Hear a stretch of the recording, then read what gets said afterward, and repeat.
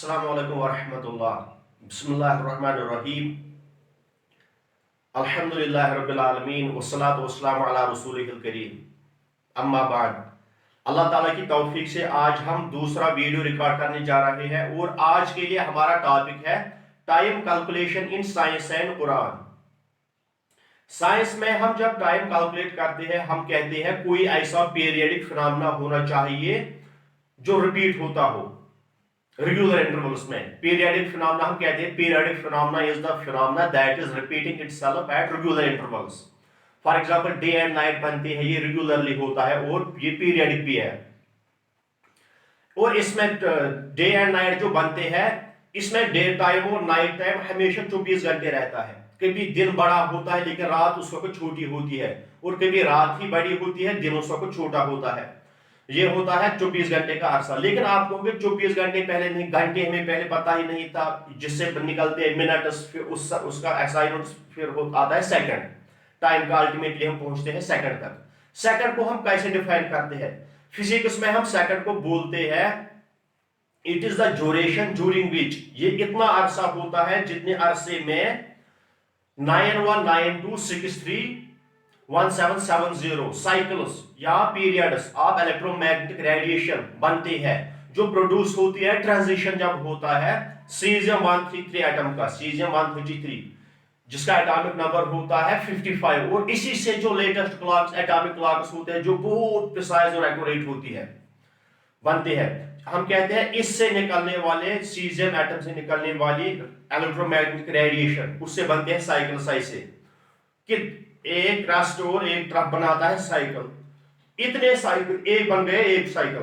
लेकिन 9192631770 साइकिल जितने ड्यूरेशन में बनेंगे, जितने अरसे में बनेंगे, उसे कहते हैं वन सेकंड। आप कहोगे इतना ज्यादा, क्योंकि ये स्पीड, इलेक्ट्रोमैग्नेटिक रेडिएशन चलती है स्पीड ऑफ लाइट के हिसाब से, और एक सेकंड में वो बराबर बनाती है इतने साइकिल्स।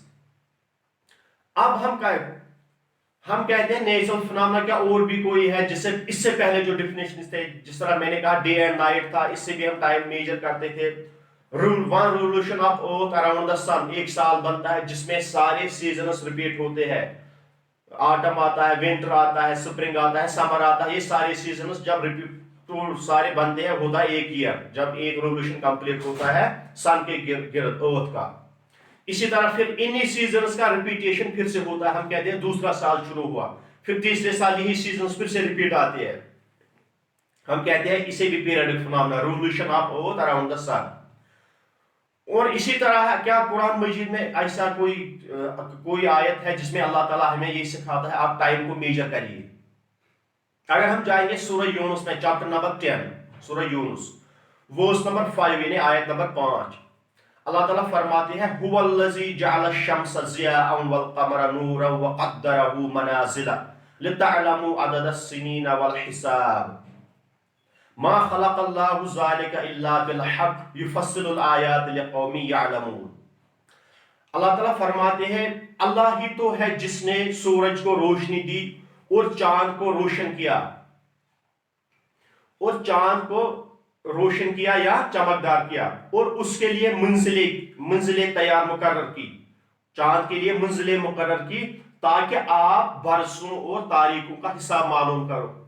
अल्लाह ताला ने ये सब कुछ जो बनाया ये बामकसद है, यानी मानादार है, और अल्लाह ताला अपनी आयतें तफसील के साथ बयान करता है, अपनी निशानियां खोल खोल कर बयान करता है उन लोगों के लिए जो जानना चाहिए या जो जानते हैं।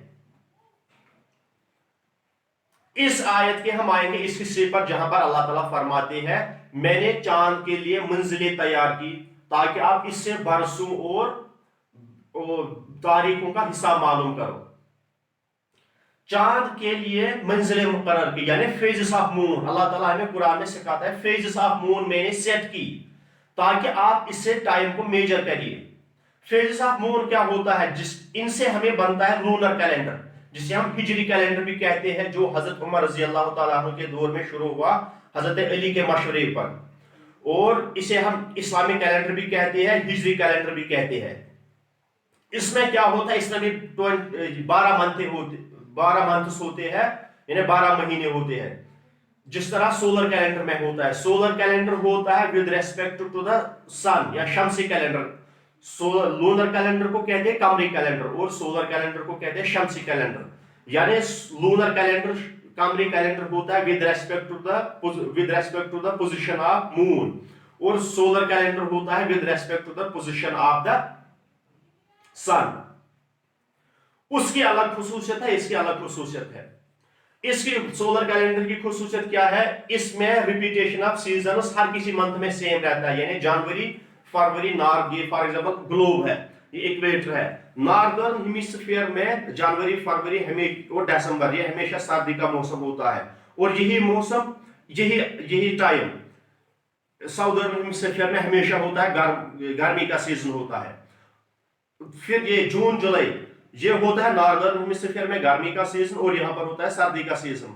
जहां जिस तरह 21 ऑफ जून यहाँ पर होता है समर सॉल्स्टिस यानी सबसे बड़ा दिन और सबसे गर्म दिन। यहाँ साउदर्न हेमिस्फीयर में होता है यही 21 जून, यहाँ पर होता है ये सबसे छोटा दिन और सबसे ठंड यहाँ पर होती है, ठंडी इसमें सबसे ज्यादा। और यहाँ पर साउदर्न हेमिस्फीयर में होती है सबसे ज्यादा गर्मी 21 दिसंबर में, वो होता है इनका सॉल्स्टिस और उसी वक्त हमें होता है विंटर सॉल्स्टिस यानी सबसे छोटा दिन और सबसे कम सर्द, सबसे ज्यादा सर्दी होती है।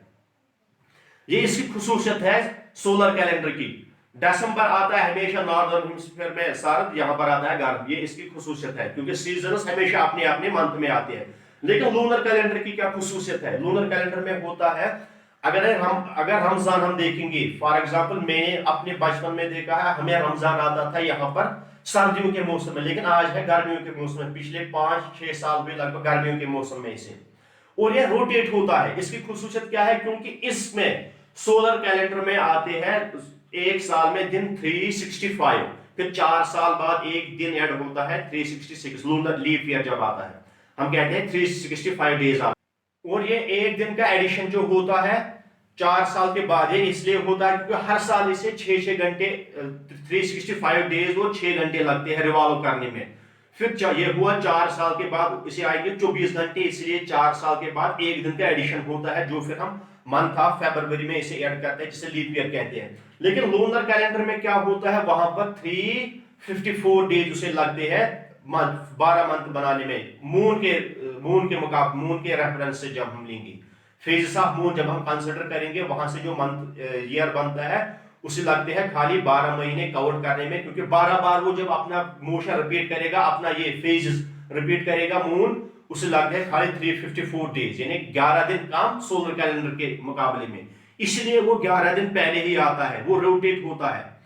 वो हर नॉर्दर्न हेमिस्फीयर में समर सीजन में भी आएगा, विंटर सीजन में भी आएगा, इन्हें भी आएगा, फिर रफ्ता रफ्ता ये चेंज होता है समर सीजन में भी विंटर सीजन में भी। ये इसलिए क्योंकि सोलर, आप समझिए सोलर कैलेंडर को काउंट करना है यहां से यहां तक, लूनर कैलेंडर को खाली काउंट करना है यहां से यहां तक। लूनर कैलेंडर जल्दी काउंट करेगा फिर से आएगा वापस, इसलिए ये होता है क्योंकि सर्कुलेट होता है लूनर कैलेंडर सारे सीजन्स में। अब ये रिपीटेड फिनोमेना कैसे है, इसका रिपीटेड ग्राफ बनता है। जो लूनर कैलेंडर है ना, फेजेस ऑफ मून, जिससे फेजेस ऑफ मून से जो हम बनाते हैं लूनर कैलेंडर, वहां उसका ग्राफ आता है, एक पीरियडिक फंक्शन आती है उसका ग्राफ। उसके किस पैरामीटर का हम ग्राफ बनाएंगे वो इंशाल्लाह हम अभी ग्राफ पर देखेंगे। अब हम देखेंगे मून के किस पैरामीटर का ग्राफ हम ड्रा करेंगे ताकि उसका ग्राफ पीरियडिक आना चाहिए यानी रिपीटेड ग्राफ आना चाहिए। अगर हम देखेंगे मून हमें चमकती हुई नजर दिखती है, लेकिन मून हमेशा प्रेजेंट फुल होती है, ये पूरा स्फीयर हमेशा प्रेजेंट, क्योंकि मून स्फेरिकल है, ये हमेशा पूरा प्रेजेंट होती है। ये मिसकंसेप्शन है या मिसअंडरस्टैंडिंग है कुछ लोगों को, जो ये समझते होंगे ये पहले मौजूद प्रेजेंट नहीं होती है, फिर थोड़ा प्रेजेंट बढ़ जाती है, फिर और बढ़ जाती है। असल में इसका sunlight reason viewed from the earth वो बढ़ जाता है, लेकिन हमेशा पूरा प्रेजेंट होता है। यानी इसका चमकता हुआ हिस्सा जो जमीन पर नजर आता है वो बढ़ जाता है, क्योंकि इसकी relative position with respect to sun and moon, with respect to sun and earth continuously change होती है। अब हम इस वाले पोर्शन का ग्राफ ड्रा करेंगे जो हमें जमीन पर नजर आता है, जो एरिया मून का जमीन पर नजर आता है लेकिन चमकता हुआ, क्योंकि न्यू मून के वक्त ये यहां पर होता है मून। यहाँ पर होती है अर्थ, वहां पर होता है सन, इस वाले रीजन पर पड़ेगी सनलाइट, इसका रिफ्लेक्शन हो जाएगा वहां की ही जानिब और थोड़ा यहाँ की जानिब, लेकिन अर्थ पर कुछ नहीं आएगा। ऐसे हो जाएगा रिफ्लेक्शन, ऐसे ऐसे ऐसे और ऐसे, यहाँ पर अर्थ है, यहाँ पर नहीं आएगा। हम कहेंगे इस वक्त जीरो इसका एरिया आएगा, न्यू मून हमें नजर नहीं इसलिए आता है। फिर जितना जितना इसकी पोजीशन चेंज होती है, पीछे पीछे चला जाता है, थोड़ा थोड़ा इसके रिफ्लेक्शन जमीन पर आनी शुरू हो जाती है, जितना पीछे चला जाता है। और जब सन होता है एक्सट्रीम वेस्ट पर, क्योंकि ग्रुप सनसेट के वक्त, जिस वक्त हमें फुल मून नजर आता है, उस वक्त सन सेट होता है वेस्ट की जानिब और मून राइज होता है ईस्ट की जानिब। इनके बीच में सब मैक्सिमम डिस्टेंस उस वक्त होती है, और इस पर पड़ने वाली लाइट का रिफ्लेक्शन पूरा जमीन पर आता है उस वक्त, क्योंकि इसकी पोजीशन ही ऐसे उस वक्त होती है। इसका इंशाल्लाह हम डिटेल लेक्चर बनाएंगे, फेजेस ऑफ मून कैसे बनते हैं। अब हम इस चमकते हुए रीजन का ग्राफ ड्रा करेंगे, यानी एरिया का, उसका एरिया विद टाइम एक्सिस। ये है टाइम एक्सिस, मैंने टी से रिप्रेजेंट किया, यानी टी है टाइम या एक्स वेरिएबल है। फिर ये अगर ये बनेगा यहां से एरिया या F of x, function of x, या ए इक्वल टू एरिया। यहां से हम न्यू मून के वक्त मून नजर नहीं आता है, हम कहेंगे वो जीरो पर होता है, आएगा पॉइंट। फिर उसके बाद जो दूसरे दिन होता है, थोड़ा नजर वैक्सिंग क्रिस्टेंट नजर आता है ऐसे। ये यहाँ पर मैंने ऑर्बिट बताया, अर्थ का ऑर्बिट है, ये सन है, ये मून का ऑर्बिट है, क्योंकि मून ऑर्बिट होती है, रिवॉल्व करती है अर्थ के गिर्द, अर्थ करती है खुद सन के गिर्द, और इन्हीं की रिलेटिव पोजीशन चेंज होती है, जिससे फेजेस ऑफ मून बनती है। दूसरे दिन क्या होता है, ऐसे नजर आता है इतना, हम कहेंगे ये पॉइंट आएगा, for example 20 kilometre, 20,000 kilometre square उस दिन हमें नजर आया, वो यहां पर आएगा पॉइंट। तीसरे दिन उससे ज्यादा नजर आता है, हम कहेंगे यहां पर आएगा पॉइंट, उतना ही टाइम इंटरवल, क्योंकि दिन और रात में एक ही ये सेम होता है, पीरियडिक होता है। जिस तरह मैंने पहले कहा, ये एक पीरियडिक फिनोमेना है, formation of day and night. फिर तीसरे दिन और बढ़ जाएगा, क्योंकि एरिया और इसका सनलिट रीजन का ज्यादा रिफ्लेक्शन आता है जमीन पर, इसी तरह बढ़ जाता है। जब लूनर मंथ का हाफ होता है, उस वक्त फुल मून नजर आता है, हम कहेंगे चौथे दिन यहां पर, फिर पांचवें दिन यहां पर ये पहुंचता है। फिर इसी तरह जब हाफ मंथ होता है, उसका मैक्सिमम आता है, जब हाफ मंथ होता है उस वक्त मैक्सिमम, क्योंकि वो उसका एरिया उस वक्त मैक्सिमम नजर आता है। फुल मून के वक्त हमें मैक्सिमम एरिया उसका, ये जो जिस पर सनलाइट पड़ती है, उसका रिफ्लेक्शन पूरा आता है अर्थ पर, उस वक्त इसका एरिया मैक्सिमम आएगा सनलाइट रीजन का। फिर उसके बाद रिवर्स होता है, जब 15, 16, 17 ये होता है, फिर रिवर्स, यानी रिफ्लेक्शन आती है कम जमीन पर। इन पॉइंट्स को हम ज्वाइन करेंगे इसके साथ। अल्टीमेटली जब न्यू मून बनता है, वहां पर फिर से वो जीरो पर आएगा। हम इसे जब ज्वाइन करेंगे इन पॉइंट्स को, वो बनता है एक बनता है एक पीरियड। फिर नेक्स्ट मंथ में फिर से यही रिपीट होगा, ये ग्राफ आएगा ऐसे, हम कहेंगे ये एक मंथ का आया, ये दूसरे मंथ का आया, फिर इस तरह तीसरे मंथ, हम कहेंगे ये वाला है मुहर्रम अल हराम, फिर है सफर, फिर है रबीउल अव्वल, फिर है रबीउल सानी। इसी तरह हर किसी मंथ का आएगा, एक एक पीरियड बनेगा हर किसी मंथ के लिए। ये यानी ये रिपीटेड फिनोमेनन है। इसका चूंकि पीरियडिक ग्राफ है, क्योंकि इसी को अल्लाह ताला कुरान में फरमाता है, मैंने फेजेस सेट किए हैं मून के लिए, क्योंकि उनका ग्राफ आता है पीरियडिक, उससे हम टाइम मेजरमेंट के लिए इस्तेमाल कर सकते हैं। मुझे उम्मीद है कि आपको वीडियो अच्छा लगा होगा, और आप अपनी राय हमें कमेंट सेक्शन में बता सकते हैं। अगले वीडियो तक अल्लाह हाफिज़, अपना ख्याल रखिएगा। अस्सलाम वालेकुम।